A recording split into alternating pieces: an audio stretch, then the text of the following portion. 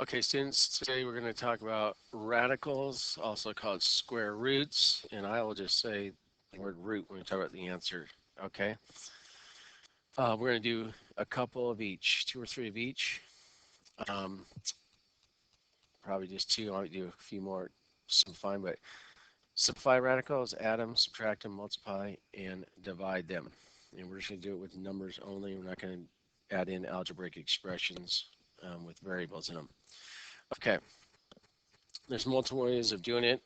I'm gonna show you some shortcut ways in doing these. So I might show when I do two problems. I might do a problem of each way, and then you can choose which method you want to do. Okay. So the first thing with all square roots, we want to find perfect squares that go into them. Okay. And the first one we're going to only use is 2, even though you got 1 squared or 0 squared 0, 1 squared is 1. We're going to just start with 2. Okay.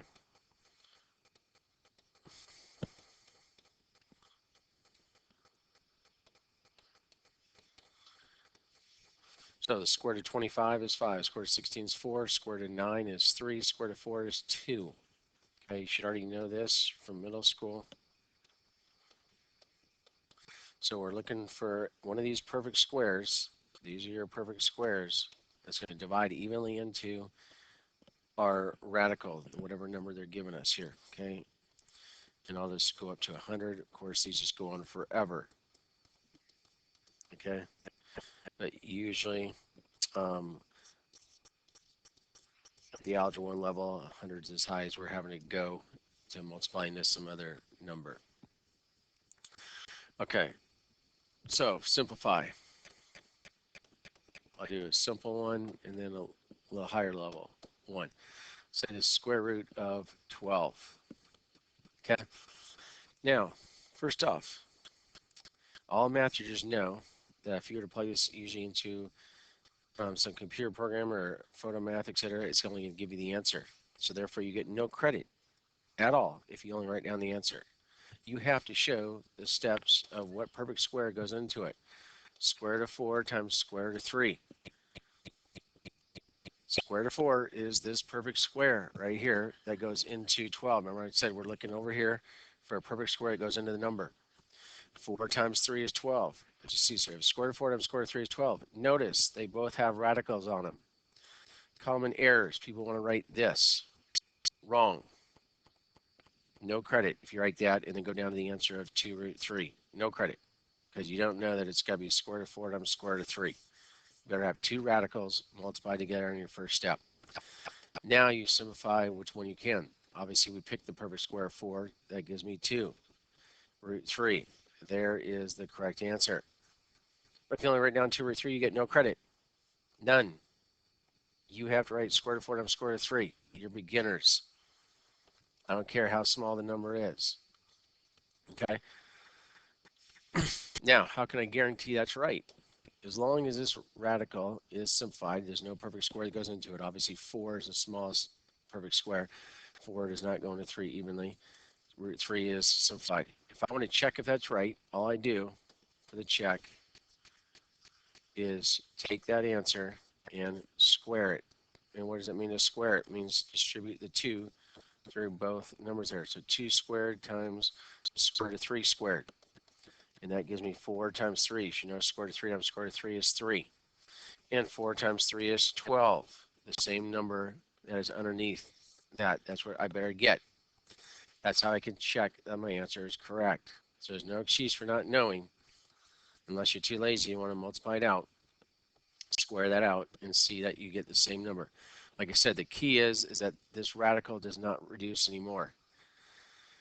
Okay, if it does, then you're not completely simplified. Even though you square it out, it can still give you that original number, but you have to make sure that no perfect square still goes into that radical that you have left. All right, so let's take a larger number now. Same steps, no different on any time you're simplifying. Let's say 72. Okay, now there's multiple ways of doing it. You could, again, you're finding a perfect square over here that goes into it. So some of you know Your times table is 9 times 8. Okay, so we'll do it that way first. Then I'll show you how I do it. Okay, there's multiple ways, I'm telling you. It's just one way. Again, I'm finding a perfect square. One of these should be a perfect square. I'm simplifying. There's my perfect square. Square root of 9 is 3, and I'm left with square root of 8. But as I told you, I have to check to see if that square root left can still be broken down more. It can be here. So I have that 3, and square root of 4 times square root of 2 is square root of 8. And now I know the square root of 4 is 2. Square root of 2 does not break down. And so my final answer is 6 square root 2. If I squared that, that would give me 36 times 2, which is 72. Now notice right here, if I squared that, I'd get 9 times 8 is 72. Okay, so squaring it doesn't guarantee it's simplified all the way, because it's 3 root 8. If I square that out, that gives me 72. But the problem is square root of 8 is not simplified all the way. I have to make sure that radical does not simplify more. You always are having to ask yourself that. All right, now, how would I have done it instead? If 72 is not a perfect square, which is not, because 72 lands right in there between 64 and 81, the largest perfect square it can be is half of that number. So I'm going to start with half of that. What's half of 72? 36. I look right here. Oh, 36 is a perfect square. There's the largest perfect square it is, 36 times 2. Again, you must have two radicals of that, and the square root of 36 is 6, and the square root of 2 does not simplify. Notice the same answers. One just took more steps because I didn't find the greatest perfect square. 9 is a perfect square that goes into it, but it's not the greatest. The greatest perfect square was 36. So if you find the greatest perfect square, which is going to start from taking half the number and working your way down, okay, then you're going to be able to get to the answer quicker. But if that's too difficult for you, you just take any two numbers, okay, where one of them is a perfect square, multiplies by a number, and then keep breaking it down until you're done. Okay, so that's for simplifying. I'm going to do two others on simplifying to give you hints here. If the number ends as a multiple of 25, obviously 25 is a multiple of 25, then 25 is going to go into it. So I have 25 times 5. There's my perfect square of 25, and I get 5 root 5 for my answer. Again, I cannot go right to 5 root 5 like photo math would do. No credit. You have to show me the root square root of 25 times the square root of 5. That's how we know you're cheating, okay? If you only go right to the answer. All right. Another one is if it's a multiple of 100, say 700. Anytime it's multiple of 100, well, 100 is a perfect square, so I'm going to use 100. 100 times 7. So square root of 100 is 10. So 10 root 7 is my answer. Again, if you just write 10 root 7, you get no credit. You have to show square root of 100 times the square root of 7 to get credit. Okay. Another shortcut rule is if 4, so this is two divisibility rules. Divisibility rules.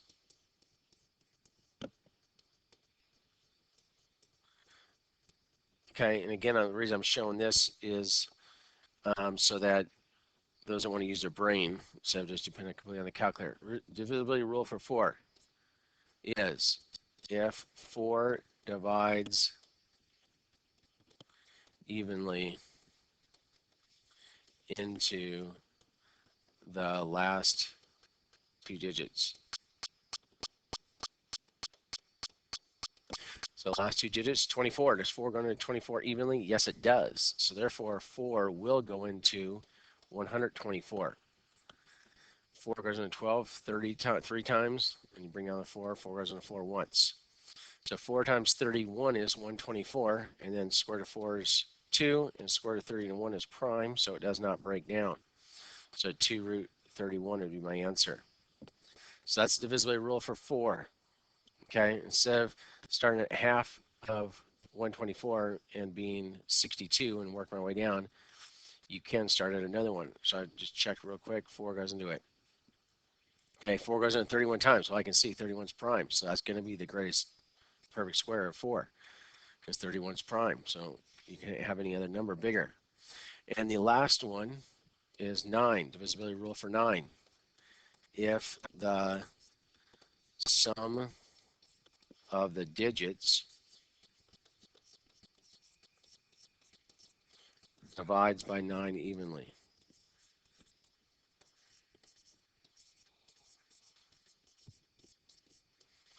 Okay, so let's say I have the square root of 1, 0, 4, 4. Notice 4 plus 4 is 8, plus 0 is 8, plus 1 is 9. So those digits, so add them up. The sum of the digits is 9. That divides by 9 evenly. So it tells me 9 will divide into 1044. So that's the divisibility rule for 9. I'm only showing you these two divisibility rules because these are the two that are perfect squares, because we're looking for perfect squares that go into it. 9 goes into 10 once, remainder of 1. 9 goes into 14 once, remainder of 5. 54. 9 goes into 54, 16. 6 times. Okay, now I have 3 there. Now notice, if I look there, I have a 16. That means 4 goes into this one. So I can break this down more. 4 goes into 11, 2 times, remainder of 3, so 36. 4 goes into 36. Oops, 4 goes into 36, 9 times. Okay, 29 is prime, so it's done. Doesn't break down anymore. So now I have 3 times 2 times the square root of 29, which then equals 6 root 29. As I said, root 6 root 29 is the quickest way to say that answer. You could say 6 radical 29. You could say 6 times the square root of 29 or 6 square root 29. The quickest way is 6 root 29. But all those mean the same thing. All right, so that's for simplifying all your little shortcuts there. Okay, now let's look at adding and subtracting. Add or subtract, same rules. Okay, so that's why they're together here. We'll go to a couple. Let's say I have square root of 27 plus the square root of 243. Okay, we'll make it simpler so you don't have to do the calculations for it. Square root of 48. Okay, again, I'm looking for a perfect square that goes into 27, and that is 9. 9 times 3, your times tables. Square root of 9 breaks down to 3, and square root of 3, nothing. Remember, the first two multiplied together better both have square roots on them. I cannot jump from here to here. That tells me you probably cheated. Okay, use photomath or something else. You got to show me the work. And square root of 16 times 3. Again, if 48 is not a perfect square, I take half of 48 is 24. That's right below 25. The next perfect square down is 16. If you do not know that 16 goes into 48, you would put it on your calculator and do 48 divided by 16 and you get 3. So 16 times 3, which then square root of 16 is 4, and square root of 3 does not break down. Okay, and so the only time I can add or subtract radicals is if the radical and the number underneath the radical are exactly the same. Since I have square root of 3 and square root of 3, I can now add those, and all I do is add their coefficients. 3 plus 4 is 7, and the radical part stays the same, so it'd be 7 root 3. If I change that to subtraction, it'd be the same idea, and then I just do 3 minus 4, and I would get negative 1 root 3. Okay, you don't have to have the 1 there. You can just say negative root 3. Remember, those are the same thing. And you know that. It's like a 1 in front of the x. You don't have to write that. Okay, so another thing to help yourself out is if I start with a smaller number and get 3 root 3, being that's root 3 there, so let me just show you that. Okay, oops, 48. Okay, so I break down the smaller one because that's easier to do, and I'm just going to skip that first step and get the 3 root 3. Okay, well, in order to add or subtract it, there has to be a root 3 over here also.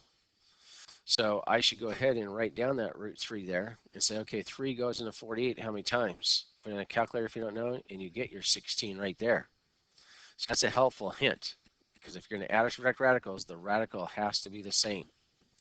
And then you have your 3 root 3 minus 4 root 3 to get your negative 1 root 3.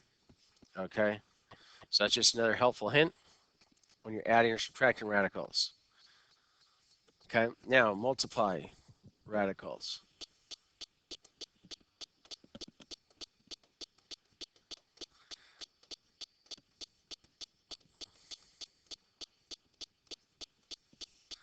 Okay, let's say I have square root of 10 times the square root of 15. One way to do it, so the vast majority of teachers teach you to multiply the two numbers together to get to the square root of 150, and then you got to break down the square root of 150. You can do that, okay? So that's one way of doing it. What's smarter is if you find a GCF between the two. I say GCF between 10 and 15 is 5. So I'm going to break this down into 5 times what is 10? 2. I'm breaking this down into 5 times what is 15? 3. Got to show that step there. Then I have root 5 times root 5 is 5, you should know. And then I put my two radicals together. And remember, this is multiplication, so 2 times 3 is 6. In your final answer, just so you know, you can only have one radical ever in your final answer when you're multiplying just two radicals together. You cannot have two radicals. So I couldn't write this as 5 root 2 root 3. That's not simplified. I have to multiply those two together to get that 6 right there. That's my point. Okay? So you lose a point if you left it as root 2 times root 3. All right. Now, let's say I have this. I could sit there and say, what's the GCF of those and do it that way, and that's longer. I could just say square root of 100 is 10 right away, times that root 6, which now gives me 10 root 6 for my answer. I could have also done 6 times 10, or 100, I mean, and got 600, and then broken that down to 100 times 6, and then got 10 root 6. So when it's a number like that, I'm not going to go ahead and do the GCF and get a 2 and break it in like this. So it depends on what the numbers are. Okay. Now, let's say it was 50. Okay, I could break each of those down if I wanted to. So another way I could do GCF as I did there. Okay, and that GCF would be 2 and break it down that way. I could just break down each one individually, which that one doesn't break down, so I'd have that. But this breaks down to 25 times 2, which then gives me now 5 root 2. Okay, which now gives me 5 root 12. But then I got to see that root 12 breaks down into 4 and 3, root 4 times root 3. And the square root of 4 is 2 times that 5 is 10 root 3. So I could have sat there and done all of that as well, broken down each one and then multiplied and then break it down again if I can. Or if I look at what the number is, when I multiply together, I get 300. That's a nice, easy number to work with. So this would be an example where actually multiplying together would be quicker. Okay, so I might multiply together to see what kind of number it is. If it comes out to a nice multiple of 100 or something like that, that's an easy to work with. Square root of 100 times 3, and you get 10 root 3. Okay, quicker than that way. Okay, but I'm just showing you multiple ways that you can do it. So don't think there's only just one way of doing this. Okay, there's multiple ways. Okay, so there's multiplication of radicals. Okay, lastly, division of radicals.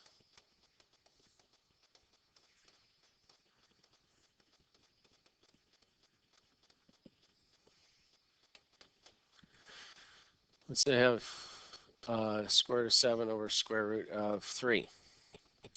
So there's two things you can never have in the denominator, 0 or a radical. Okay, so I have a radical in the denominator. So that's an irrational number. Square root of something is an irrational number if it's not a perfect square. Square root of 3 is not a perfect square, so it's an irrational number. No irrational numbers in the denominator.